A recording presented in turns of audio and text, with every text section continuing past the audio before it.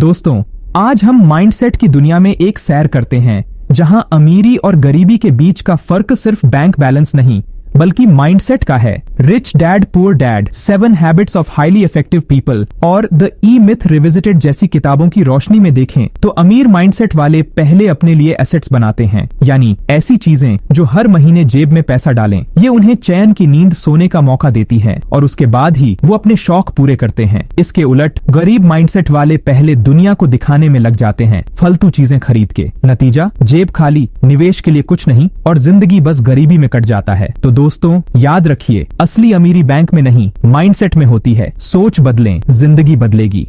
College के दिनों में मेरा ठिकाना एक खूबसूरत कॉलोनी थी जहां हर घर किसी आलीशान सपने सा लगता था, लेकिन इन सब के बीच एक अधूरा घर था जो एक बिजनेसमैन का था। बाकी सभी घर डॉक्टर्स, इंजीनियर्स और प्रोफेसर्स के थे जिनकी जिंदगी देखकर लगता था मानो सफलता की इबारत लिख दी हो। मेरे मकान मालिक एक रिटायर्ड प्रोफेसर दंपत्ति थे जिनकी पेंशन का सहारा भी नहीं था। पहली मुलाकात में उनका घर किसी महल सा लगा था, चमचमाती कार, शानदार इंटीरियर, सब कुछ एकदम परफेक्ट। मैं उनके फर्स्ट फ्लोर में एक रूम में रहता था। बार बार एक ही नजारा देखने को मिलता। पैसों की बात होते ही अंकल आंटी के बीच मानो तूफान आ जाता। कोई भी फालतू खर्चा और घर में तनाव का माहौल बन जाता। एक शाम बैल्कनी में अंकल के साथ बैठे बैठे मैंने सामने वाले अधूरे घर की तरफ इशारा किया। अंकल ने कहा, हाँ, बड़ा कंजूस है, एक ही मंजिल बनाई है, कार भी मामूली रखता है, हमारी कॉलोनी की शोभा बिगाड़ रखी है। कुछ महीने बाद जब मैं वहाँ से शिफ्ट हो गया तो एक दिन अंकल का फोन आया, अगर तुम्हारा कोई दोस्त पीजी ढूंढ रहा हो तो हमारे पास जगह खाली है। मुझे थोड़ा अजीब लगा, लेकिन मैंने ठीक है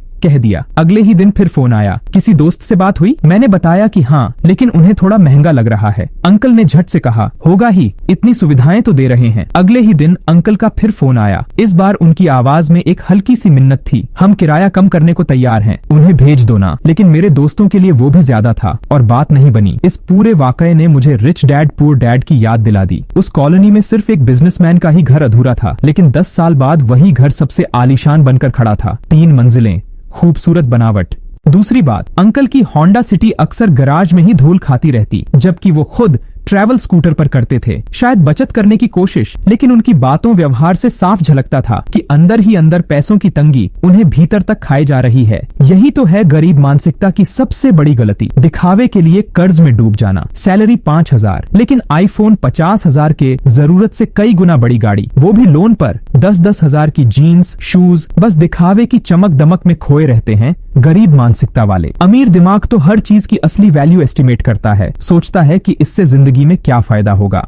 अब जरा रिच डैड पुअर डैड वाले रॉबर्ट और उनकी पत्नी किम की कहानी सुनिए। शादी से पहले रॉबर्ट कर्ज में डूबे थे, लेकिन दोनों की चाह थी एक बेहतर जिंदगी की। मंथली सैलरी से ज्यादा तो लोन की किश्तें थीं। फिर भी रॉबर्ट को अपने रिच डैड की सीख याद थी, खुद को सबसे पहले पे करो, तो भले ही कर्जदारों का कितना भी दबाव क्यों न हो, वो अपनी सैलरी का 20% हर हाल में बचाते थे। यही तो है अमीर बनने का पहला कदम, खुद को प्राथमिकता देना। उस कर्ज के बोझ को उन्होंने अपनी प्रेरणा बना लिया। एक्स्ट्रा काम करके किश्तें चुकाई, क्योंकि उन्हें पता था पहले दूसरों को खुश करने में लगे रहे, खुद के लिए कुछ नहीं बचाया तो अमीरी तो दूर की बात है। फिर उन्होंने अपनी बचत को समझदारी से निवेश किया और देखते ही देखते करोड़पति बन गए। हम में से ज्यादातर लोग यही गलती करते हैं, पहले कर्ज चुकाएंगे, फिर बचत करेंगे या सैलरी में से जो बचे उसे बचाएंगे। लेकिन असली खेल तो इसी क्रम में छुपा है। वॉरेन बफेट भी कहते हैं, पहले बचत फिर खर्चे। मान लो सैलरी कम है तो भी उसका 20% हर हाल में बचाओ। हाँ, सिर्फ बचत से अमीर नहीं बनोगे, उस पैसे को सही जगह लगाना भी जरूरी है, लेकिन ये पहला कदम है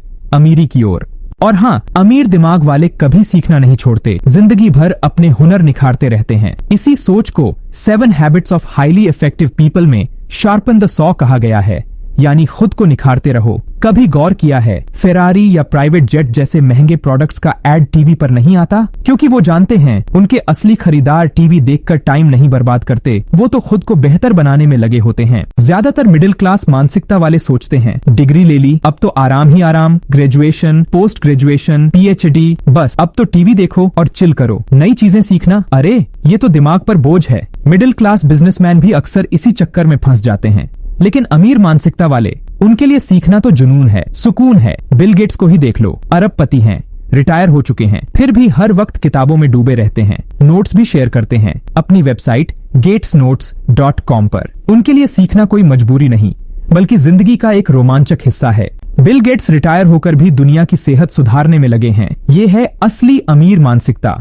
उनकी फाउंडेशन ने भारत के स्वास्थ्य कार्यक्रमों में भी खूब योगदान दिया है। ये बात कम ही लोग जानते हैं। चलिए दोस्तों, अब अगले पड़ाव पर चलते हैं, जिसका नाम है आउटसोर्स। अब जरा हमारी आम सोच पर आते हैं। नौकरी लगते ही लगता है बस लाइफ सेट, मतलब आगे बढ़ने की ख्वाहिश ही खत्म। नतीजा, सैलरी बस धीरे धीरे बढ़ेगी और हम कैसे बचाएं के चक्कर में फंस जाएंगे। बिजली, पानी, खाना, हर चीज में कंजूसी। जिंदगी भर यही एक हुनर सीखते रहेंगे। अमीर दिमाग वाले जानते हैं वक्त और ऊर्जा दोनों सीमित हैं, इसलिए वो खाना बनाने, ड्राइव करने से लेकर ऑफिस के टेक्निकल काम तक सब आउटसोर्स कर देते हैं। उनका फोकस उन खास हुनरों पर होता है जो उन्हें भीड़ से अलग बनाते हैं और इसी से वो और तरक्की करते हैं। इससे दो फायदे होते हैं, एक तो देश की अर्थव्यवस्था को बढ़ावा मिलता है और दूसरा कई लोगों को रोजगार भी। लेकिन गरीब मानसिकता वाले अक्सर इसे स्टाइल मारना समझते हैं। उन्हें लगता है अरे ये तो नौकरों के बिना कुछ करते ही नहीं, पर असल में अमीर लोग अपना कीमती वक्त बचा रहे होते हैं, जिसे अक्सर गलत समझ लिया जाता है।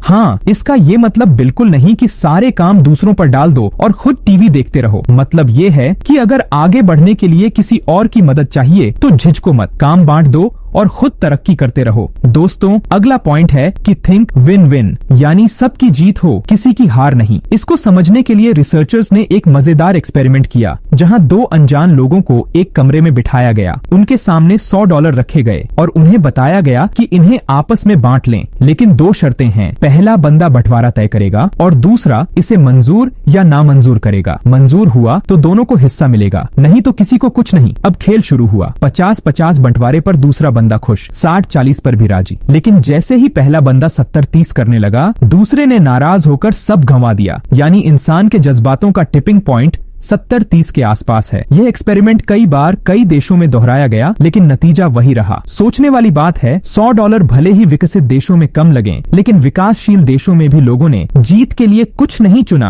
अब सोचो, अगर तुम दूसरे बंदे की जगह होते तो क्या करते? शायद तुम्हें भी लगता, अरे ये मुझे सिर्फ $30 दे रहा है, खुद 70 रख रहा है, मैं क्यों मानूं? और ये गुस्सा जायज भी है, लेकिन जरा ठंडे दिमाग से सोचो, ना कहने पर तो कुछ मिल ही नहीं रहा, हाँ कहने पर कम से कम $30 तो मिलेंगे। पर ज्यादातर लोग इसी नुकसान के डर से अटक जाते हैं। यही है गरीब मानसिकता, जेलसी, चिढ़ और कंपटीशन का डर। अमीर दिमाग वाले अलग होते हैं। वो दिमाग लगाकर ऐसा रास्ता निकालते हैं जिसमें दोनों का फायदा हो। वो विन विन में यकीन रखते हैं, न कि मैं जीतूंगा तू हारेगा में। यहाँ तक कि अगर उन्हें कम हिस्सा भी मिले तो भी वो डील कर लेते हैं, क्योंकि उन्हें पता है आगे चलकर वो और भी कई मौके बना लेंगे जहाँ सबका फायदा होगा। तो दोस्तों, आज हमने अमीर मानसिकता की 5 सीढ़ियां चढ़ी। पहला, एसेट्स बनाओ फिर आराम करो। सेकंड, खुद को सबसे पहले पेमेंट दो, यानी सैलरी का 20% बचाकर निवेश करना सीखो। बिल गेट्स की तरह सीखते रहो, क्योंकि सफलता का यही राज है। आगे बढ़ने के लिए काम बांटो, जरूरी काम आउटसोर्स करो और हमेशा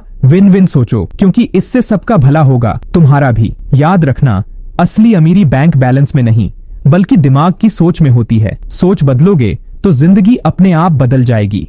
तीसरी बात, खुद को निखरते रहो। टाइम कम पड़ रहा है तो काम बांट दो, आउटसोर्स करो, कंजूसी यहाँ मत दिखाना। चौथा, सीखते रहो, नया पढ़ते रहो, अपने हुनर तराशते रहो। और आखिरी लेकिन सबसे जरूरी, विन विन सोचो। दूसरों को ज्यादा मिला, इस पर मत अटको। पहले कुछ नहीं था, अब कुछ तो मिल रहा है, आगे और भी मिलेगा। टैलेंट है तो मौके तो तुम खुद ही बना लोगे। तो दोस्तों, अगर आपको ये वीडियो पसंद आया तो इसे लाइक और शेयर जरूर करें। और अगर आप चाहते हैं कि हम आपके लिए ऐसे ही और वीडियो बनाते रहें तो हमारे चैनल को सब्सक्राइब करना मत भूलिएगा। धन्यवाद। और हाँ, नीचे कमेंट करके हमें बताएं कि आपकी अमीर मानसिकता की सबसे बड़ी सीख क्या है।